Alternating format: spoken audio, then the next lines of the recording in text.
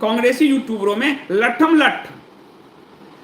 अब एक तरफ तो भाजपा के पत्रकार हैं यूट्यूब पे और एक तरफ कांग्रेस के पत्रकार हैं यूट्यूब पे। भाजपा के पत्रकारों का काम है रात दिन राहुल गांधी या विपक्ष को कोसकर अपना धंधा चलाना, और कांग्रेस के पत्रकार का काम है रात दिन नरेंद्र मोदी और भाजपा और मोदी सरकार को कोसकर अपना धंधा चलाना। और सबके अपने अपने श्रोता वर्ग हैं, यानी वो श्रोता वही सुनना चाहता है। सोशल मीडिया का ये लैंग्वेज होता है कि वो वही सुनना चाहता है, इसलिए उस चैनल को वो लाइक करता है। तो कांग्रेसी यूट्यूबर्स का श्रोता वर्ग बड़ा है।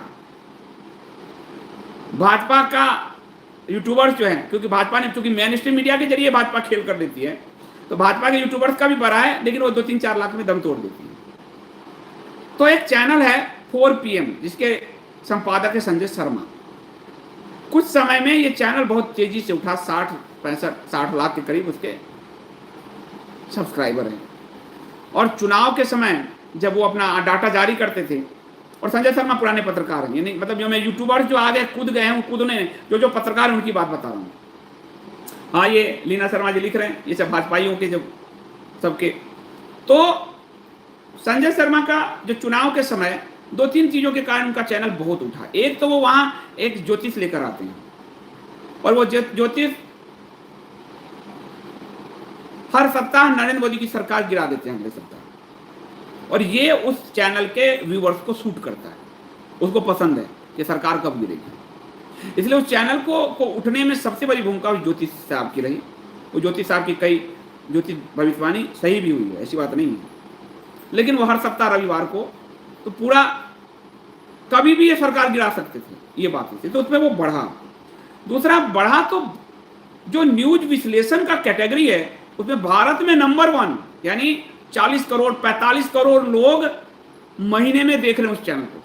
40, 42, 45, 40 करोड़ लोग देख रहे हैं। और धीरे धीरे 4 PM ने अपना पूरा विस्तार किया। 4 PM एक इवनिंग अखबार भी निकालता है लखनऊ से, और उसी नाम पर यूट्यूब चैनल चलाया और पूरा विस्तार भी किया। 4 PM गुजरात, 4 PM महाराष्ट्र, ऐसे ऐसे करके अलग अलग प्रदेश करके भी चलाया। अब इन सबका लाइन सेट है कांग्रेस में इसलिए कह रहा हूं क्योंकि सत्ता से सवाल पूछना पत्रकार का काम है, इसलिए मैं कांग्रेसी नहीं कह रहा हूं। बिल्कुल सवाल पूछिए, हम भी पूछते ही, लेकिन सत्ता से सवाल पूछने के अलावा जो आज राहुल गांधी ने धो दिया, आज सरकार गिरा दिया, ये जो है ये कांग्रेसी मेंटेलिटी है, ये पूरा जो दिखाता है पूरी तरह से। और सत्ता से सिर्फ सवाल ही नहीं पूछे जाते, कई आरोप भी लगाते हैं जो बेसिर पैर कर होता है कई बार। तो और दूसरी बात यह है कि यानी आप अगर देखोगे कांग्रेसी पत्रकारों का, तो उसके लिए राहुल गांधी स्पाइडरमैन है, और भाजपा पत्रकारों का देखोगे तो उनके लिए नरेंद्र मोदी बैटमैन है। बस यही समझ लो कांग्रेसी और भाजपा पत्रकारों का पैमाना यही है। तो 4 PM के दर्शक कांग्रेसी माइंडसेट के, वहां अडानी की बुराई स्वाभाविक बात, अडानी पे विश्लेषण होनी चाहिए, हमने भी किया है, लेकिन वहां अडानी हमेशा खलनायक ही रहेंगे, अंबानी, अडानी, मोदी। अब ऐसे में क्या किया, 16 सितंबर को संजय शर्मा ने अडानी के पक्ष में एक वीडियो कर दिया, सुबह 6 बजे उसको अपलोड किया। और अडानी के पक्ष में सिर्फ नहीं किया, बल्कि जो लोग अडानी की आलोचना कर रहे हैं, और अडानी की आलोचना होनी चाहिए, सही गलत जो भी हो रहा है, कोई भी आलोचना से परे नहीं है, उन सबको देशद्रोही घोषित कर दिया। अब ये जो देशद्रोही घोषित किया, उस पर इस विचारधारा के पत्रकार को भयंकर आग लगी, और सबने मोर्चा खोया कांग्रेसी पत्रकारों ने, और लगा कि ये चैनल, यानी सेठ ने एक और चैनल खरीदा, NDTV को खरीदने के बाद अब यूट्यूब खरीदने की तरफ भी बढ़े अडानी, ये खबरें चलने लगी। तो 4 PM संजय शर्मा के विरुद्ध सबसे पहले पुराने पत्रकार हैं आनंदवर्धन सिंह, वो उतरे, उनका एक चैनल है द पब्लिक इंडिया, वो भी अच्छे पत्रकार ये सब रहे हैं।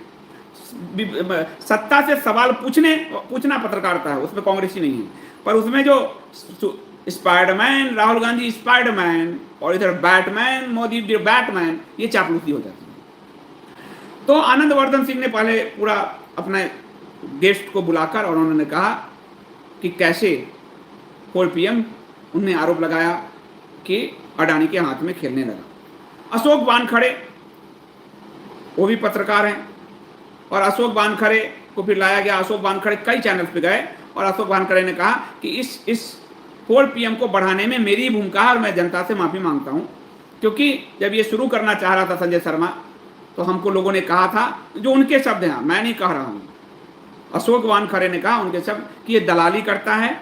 लोगों ने मुझे बताया था भाई साहब, लेकिन मुझे लगा कि लोग इसे चिढ़ते हैं इसलिए ऐसा बोलते हैं। फिर मैं उसके घर भी गया, खाना भी खाया, ये सब, और मैं लगातार 6 महीने उसके चैनल पे जाता रहा उसके चैनल को उठाने के लिए। यानी रोज के डिबेट वाले शो लोग ज़्यादा देखते हैं तो चैनल उठ जाता है। हमारा जैसे 1 मैन शो चलता है या सुजाता करती है, पर लोगों को डिबेट वाला चैनल अच्छा लगता है। पर मेरी विचारधारा से बहुत मैच नहीं करता, या तो कोई दक्षिणपंथी निकलता है बैटमैन ग्रुप का या फिर स्पाइडरमैन ग्रुप का, तो मेरे लिए बड़ी दिक्कत हो जाती है कि मैं उस तरह का गेस्ट कैसे ढूंढूं। ये बड़ी बड़ी दुविधा वाली स्थिति है मेरे लिए, इसलिए मैं गेस्ट ज़्यादा नहीं ला। और 1-2 बार लाया हूं तो आप ही लोगों ने उनको इतना भगा दिया है, इतना आलोचना किया, मुझ पर भी हमला किया है, तो वो स्थिति बन जाती है मेरी, तो इसलिए मेरे यहाँ गेस्ट कम आते हैं। तो अशोक वानखड़े ने कहा कि फिर मैं उनके यहाँ जाने में बंद किया, क्योंकि लोगों ने कहा, आरोप लगाया कि ये दलाली करते हैं, दलाली का काम करते हैं। और अशोक वानखड़े ने कहा कि इसने अडानी से लिया है पैसे, आरोप लगाया अशोक वानखड़े ने, क्योंकि इनके चैनल पर जो दूसरा रिपोर्टर है उसने अडानी के विरुद्ध जो एक वीडियो अपलोड करना चाहा, तो इन्होंने कह दिया कि हमारे चैनल पे अडानी के विरुद्ध अब कुछ नहीं चलेगा, कुछ नहीं चलेगा। और कहा कि वो व्यक्ति दूसरे चैनल पे गए अडानी पे, तो चूंकि 4 PM में काम करते हैं तो लिखा उन्होंने नीचे अपना जो नाम लिखते हैं रिपोर्टर 4 PM, तो उसको फोन करके कहा कि अब आप किसी भी चैनल पे जाएंगे तो 4 PM नाम से नहीं, आप अडानी के विरुद्ध नहीं कहेंगे, अडानी से हमारी दोस्ती हो गई, अडानी के साथ हमारी दोस्ती हो गई। तो अशोक वानखड़े ने आरोप लगाया कि ये अडानी के साथ मिल गए और पूरा यूट्यूब भर गया कांग्रेस का पूरा। वो एक अशोक पांडे है, एक क्या क्या बहुत सारे चैनल है, कांग्रेस के तो बहुत सारे चैनल है, भाजपा के भी बहुत सारे चैनल हैं, कि सेठ ने खरीद लिया, चैनल खरीद लिया। और यहां तक ट्वीट किया गया और चैनल पे होने लगा कि संजय शर्मा अब नहीं रहे, मतलब ये तक चलने लगा कि संजय शर्मा अब नहीं रहे, और अडानी के हुए संजय शर्मा, वानखेड़े को दर्द, ये जबरदस्त तरीके से चला। उसमें इस चैनल पे काम करते थे मयूर जानी, गुजरात से हैं, और मयूर जानी रिपोर्टिंग करते रहे, अच्छे रिपोर्टर हैं, और मोदी सरकार की बहुत आलोचना भी किया, फैक्ट से आलोचना करते हैं। तो उन्होंने अपना एक वीडियो बनाया और कहा 4 PM को कि आप अपलोड कीजिए अडानी के विरुद्ध, और मयूर जानी ने कहा, तो संजय शर्मा उसको अपलोड नहीं कर रहे थे। बाद में फिर 4 PM गुजरात पे किया गया, तो मयूर जानी ने कहा कि जो संजय शर्मा उस न्यूज में पढ़ रहे हैं वो स्क्रिप्ट पढ़ रहे हैं, यानी एडिटोरियल पढ़ रहे हैं, कि 4 PM का मुख्य संपादक एडिटोरियल पढ़ रहा है, यानी अडानी की तरफ से जो स्क्रिप्ट दिया गया उसको पढ़ रहा था। और ये बात मुझे पसंद नहीं आई, और बाद में मेरा चैनल जो वो मेरा वीडियो उस पर अपलोड किया गया बैलेंस करने के लिए, कि देखिए हम तो लोकतंत्र करते हैं। मयूर जानी को भी अपनी बात रखने दी गई।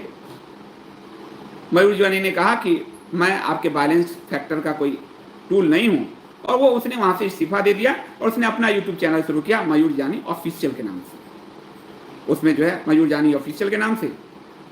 और उसने लगातार वीडियोज बनाए, लाखों में लोग उसको भी देख रहे हैं। तो संजय शर्मा को सामने आके कहना पड़ा, मैं अभी जिंदा हूं, मैं मरा नहीं हूं, मैं अभी जिंदा हूं। और उन्होंने पूरी तरह से अपने आप को मैं जिंदा हूं का एक नारा दिया, लेकिन वो अब नहीं रहे का नारा बुलंद कर दिया कांग्रेस के पत्रकारों ने। तो कांग्रेस के पत्रकारों में ये लट्ठम लट्ठ चल रहा है अडानी के नाम पे, और संजय शर्मा ने जो जवाब दिया है वो जवाब कन्विंसिंग नहीं है, कन्विंसिंग नहीं है, क्योंकि फिर वो नरेंद्र मोदी के स्टाइल में विक्टिम कार्ड खेल रहे हैं, कन्विंस नहीं कर पा रहे। तो पत्रकारिता में यह जो लाइन लोग पकड़ लेता है वो बड़ी दिक्कत होती है। कोई कांग्रेसी और कोई भाजपा, यानी कोई जिंदगी भर मोदी का आलोचक और कोई जिंदगी भर राहुल गांधी का आलोचक, यही दो पैमाना बना रख के पूरी पत्रकारिता चल रही है सोशल मीडिया के। तो पूरी पत्रकारिता, अगर दक्षिणपंथी है तो वो ACYPL में मोदी जी की ट्रेनिंग को छुपा देगा, लेकिन 2008 में कांग्रेस के साथ जो चाइना का गठबंधन हुआ उसको बताएगा। लेकिन जो कांग्रेसी पत्रकार है वो ACYPL भी नहीं बताएगा, क्योंकि वो अमेरिका तो उसके साथ भी है, और वो 2008 के समझौते भी नहीं बताएगा। वो बताएगा कि मोदी मुस्लिम विरोधी है, और ये शूट करता है। इसलिए उनके चैनल से आप देखोगे लाखों में, करोड़ों में जाते हैं, मिलियंस में जाते हैं। तो ये जो बैटमैन वर्सेस स्पाइडरमैन की लड़ाई है, ये खुल के हो रही है, और अभी कांग्रेस के पत्रकारों में लट्ठम-लट्ठ हो रहा है। अशोक वानखड़े निष्पक्ष नहीं है, वो एंटी मोदी, मैं भी नरेंद्र मोदी का इतना बड़ा आलोचक हूं, लेकिन अशोक वानखड़े प्रो कांग्रेस है, इसमें कोई शक नहीं। इसलिए कोई जो अपनी निष्पक्षता का दावा करेगा, 4 PM कहता था सत्य से नहीं डरते, संजय शर्मा जी के बारे में आपको सब बता देगा लखनऊ में कि कितना सत्य पे चलते हैं। अशोक वानखड़े ने जो उनके बारे में कहा वो कई लोगों के मुंह से आपको सुनने को मिल जाएगा। सब धंधे कर रहे हैं, सत्य फत्य की बात नहीं है। अभी एक दक्षिणपंथी है जो एक चैनल पे पाठशाला चलाता है, प्रो भाजपा यूट्यूब भी चलाता है, सत्य की आवाज, और क्या उससे बड़ा झूठा कोई नहीं।